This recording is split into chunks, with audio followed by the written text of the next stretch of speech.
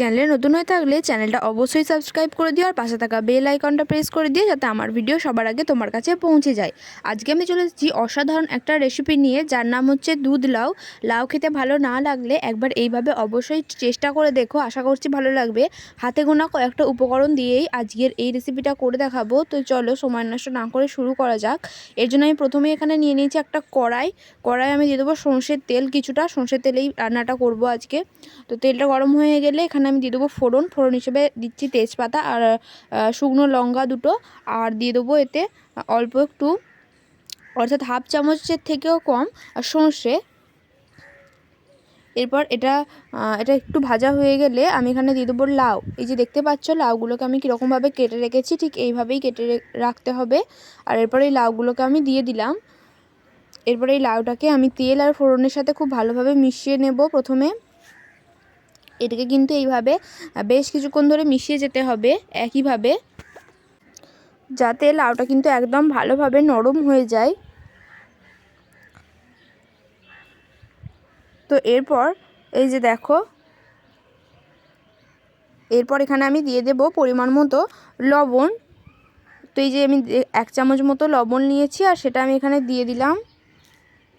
এরপর এই লবণটার সাথে খুব ভালো করে আমি মিশিয়ে নেব লাউগুলোকে। এখানে কিন্তু আমি কোনো রকম জল ব্যবহার করব না, জল ছাড়াই কিন্তু আজকে এই রান্নাটা করব। এরপর এটাকে 5 মিনিটের জন্য আমি ঢাকা দিয়ে রেখে দেব, যাতে লাউটা সেদ্ধ হয়ে যায়। তো 5 মিনিট পর এই যে দেখো আমি ঢাকনা খুলে লাউটা মোটামুটি বেশ ভালোই সেদ্ধ হয়ে গেছে একদম। কোনো জল দিইনি, কিন্তু নুন থেকে যে জলটা বেরিয়েছিল সেটাতেই কিন্তু এটা সেদ্ধ হয়েছে। এই যে দেখো এটা খুব ভালোভাবেই এই যে নরম হয়ে গেছে একদম। এরপর এখানে দিয়ে দেবো আজকের রান্নার মেন উপকরণ, সেটা হচ্ছে দুধ। দেখতেই পাচ্ছ আমি কতটা দুধ দিলাম, গরুর দুধ দিয়েছি এখানে। গ্রেভিটা একটু বেশির জন্যই আমি এখানে দুধটাও একটু বেশি দিয়েছি। এরপর এই দুধটার সাথে খুব ভালো করে আমি মিশিয়ে নেব লাউটাকে। এইভাবে কিছুক্ষণ ধরে এটাকে আমি মিশিয়ে নেব, আর তারপর এটাকে ঢাকা দিয়ে আরও আমি 5 থেকে 7 মিনিটের জন্য রেখে দেব।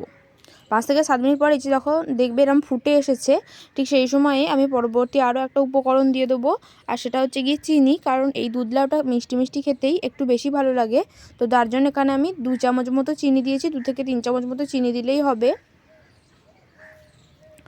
এরপর এই চিনিটা দিয়ে আমি খুব ভালো করে মিশিয়ে নেব এই লাউটাকে।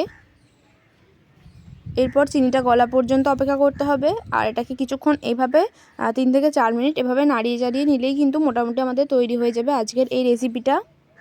তো এই যে দেখো বেশ ফুটে এসেছে খুব ভালোভাবে, আর এই অবস্থাতেই কিন্তু আমি গ্যাসের ফ্লেমটা অফ করে দেবো।